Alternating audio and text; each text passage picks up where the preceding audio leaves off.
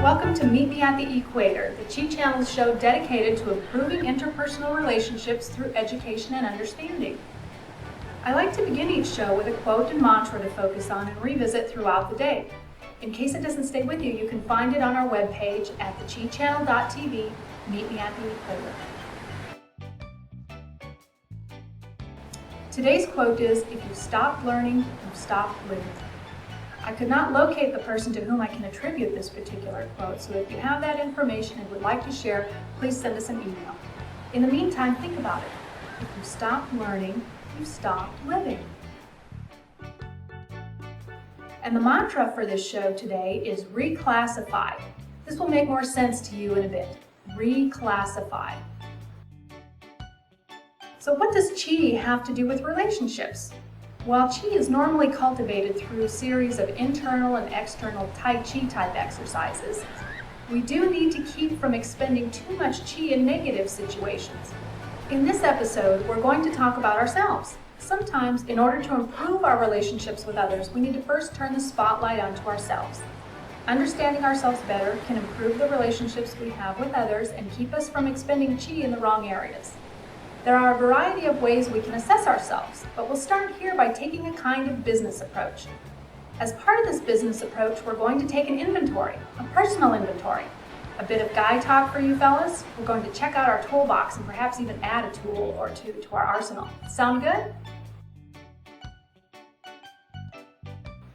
Quotationspage.com states that Sir Francis Bacon said back in 1597, that's over 400 years ago, that knowledge is power, and we still hear that quotation today, don't we? We will also make use of another traditional business tool, a type of inventory analysis, and then put it all together in an effort to learn a bit about ourselves and how we can put this knowledge to use and improve our daily lives. In life, as we develop, we learn about others and establish relationships, some of them long-lasting and some more just from an observational standpoint. As we develop relationships, we get to know the other individual, we gather information about them, but how about ourselves? Before moving forward in a relationship, we've got to know ourselves, and sometimes it isn't as easy as it seems. We may have personality traits we have forgotten about or didn't know we had. We may also have strengths in areas we hadn't previously given much thought. We'll start here by researching what we know about ourselves and adding a little more, making for a complete personal inventory. There are a variety of assessments available online for free that can help us assess ourselves and identify our strengths and weaknesses and other character traits. There are also assessments that others can complete about us, which can be helpful. As we get to know ourselves, we can learn how those around us perceive us and how to best relate to those who may not understand us as well as we do. The depth to which individuals wish to examine themselves will differ between individuals and will change over time as well. There are personality assessments that are very brief and those that go into great detail. Some of the more popular assessments are based on the works of renowned individuals such as the mother-daughter team of Catherine Cook Briggs and Isabel Briggs Myers and Carl Jung. These were professionals in the fields of political science and psychology. One very popular assessment is the MBTI, Myers-Briggs Type Indicator, which itself is based in part on Carl Jung's psychological typing. This assessment groups the input received into one of 16 personality types. You can find links to the Myers-Briggs test at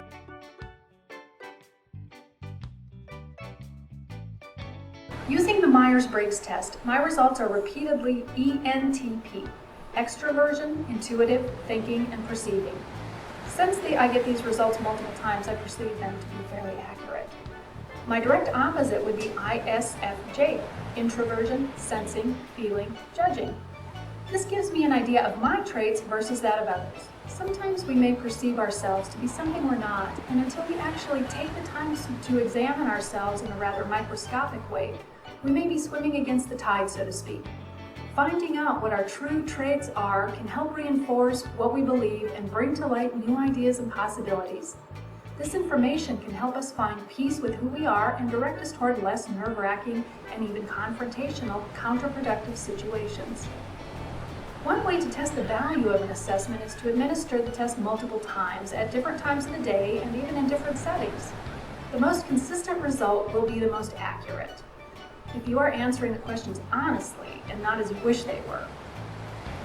You can use your favorite search engine and using the words personality assessment, find several good links to good websites and assessments. You can also find links to resources on the Meet Me at the Equator webpage on the chichannel.tv.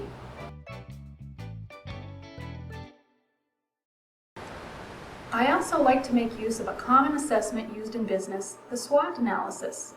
SWOT, or SWOT, stands for Strengths, Weaknesses, Opportunities, and Threats.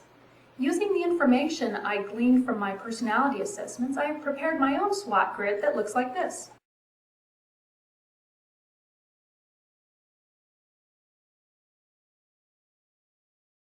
In the area of the grid under Strengths, I have listed loyal, prompt, contemporary education, leadership traits, entrepreneurial, and the ability to multitask.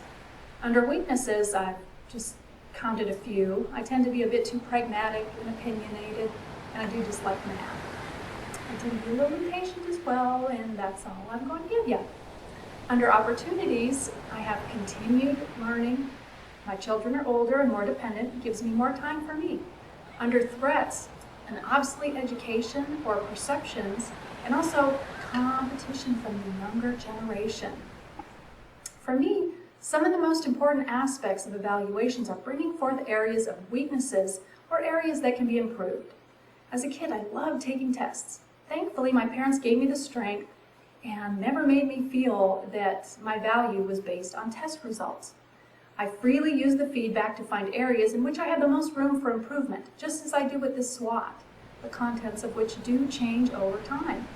For example, the threats box indicates the possibility for education to become obsolete.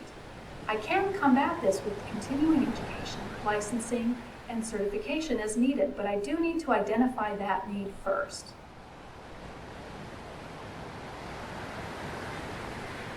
Competition from the next generation is another cause for concern. While at one point my young age and inexperience were weaknesses, I have now shifted into another area of concern. I must find creative ways to make the skills that I have or will acquire be of more worth than that of, say, a younger individual vying for the same position. This is actually a common concern in the current strained economic climate. As you are taking the assessments, it is important to make sure that you answer the questions when you are relaxed. Sometimes if we are very emotional, we may tend to answer questions a bit differently than we would under normal circumstances.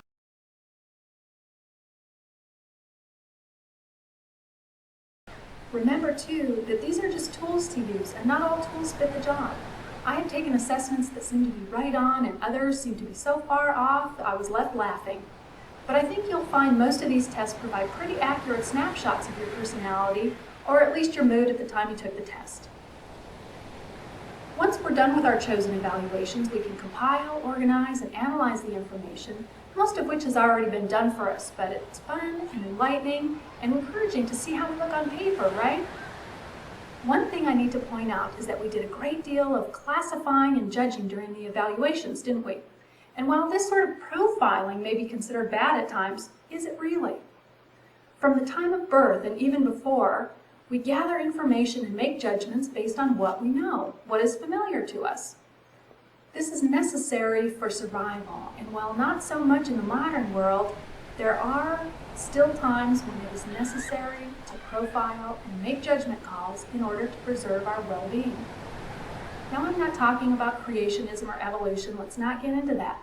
The fact is, we're all here on Mothership Earth together, and let's find a medium right here at the equator.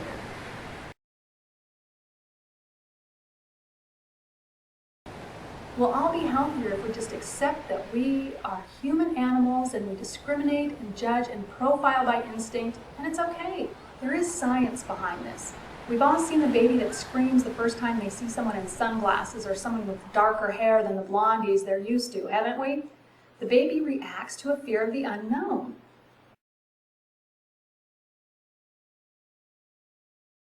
Differences are scary, In general, humans don't like change, which has been studied and proven repeatedly, perhaps due in part to the innate tendencies to go with what is known to be safe and familiar. These decisions are not made with malice. But the baby can, over time, learn that the new individual is not actually a threat. Sunglasses are okay, dark hair, red hair, blonde hair, it's all okay. And we, as old dogs, can learn some new tricks. Take also, for example, how comfortable we as individuals are with different personalities. I have seen a great example of this in the educational setting. I had classmates that were from very loud and boisterous homes who felt uncomfortable with quieter teachers. I think they often felt that the teachers were ineffective or uncaring if they weren't loud and strong in their demeanor, sometimes to the point of being intimidated by the quieter mannerisms. On the flip side, some of the quieter students felt overwhelmed by the passionate, omnipresent instructors, having been more familiar with the more passive, quieter form of leadership approach.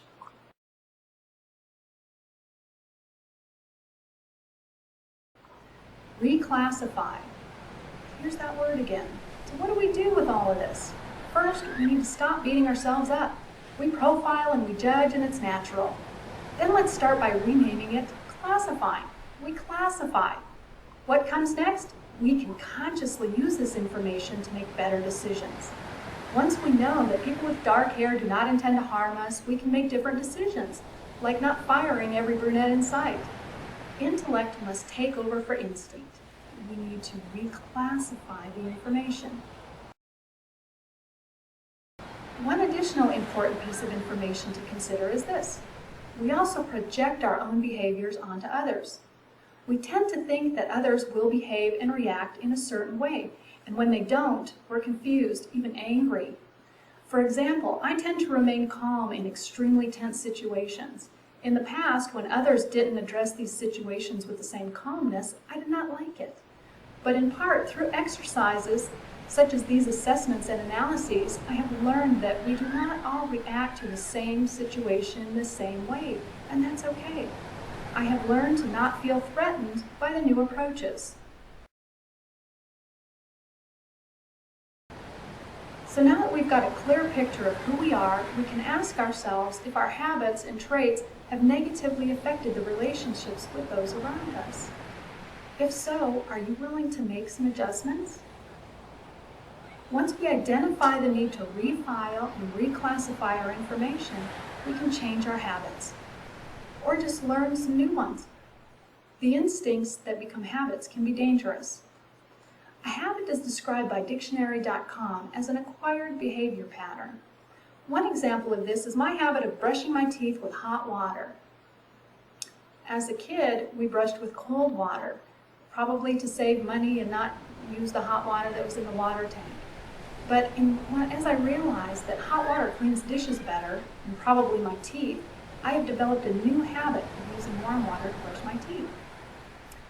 Old habits will become new habits with just a little practice, and celebrate those results. Remind yourself of your progress and successes and feel that satisfaction. Then share your experiences with others. Help them to learn and grow. After all, if you really think about it, everyone's a teacher and everyone's a student. So what have we learned here today?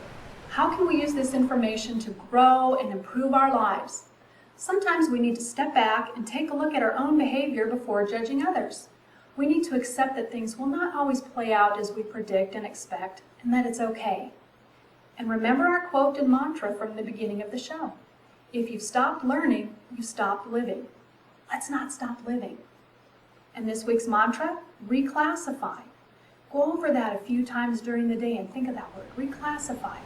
Think of the things that you want to reclassify. So let's recap. How do we grow internally? We remember that classifying comes naturally. We consciously reclassify or refile information. We change our habits, practice our new habits. We celebrate our progress, and we share our experiences. So please share your experiences with us here at the Chi Channel. And be sure to watch the next episode in this series that discusses spouse and partner relationships. Have a chi-tastic day!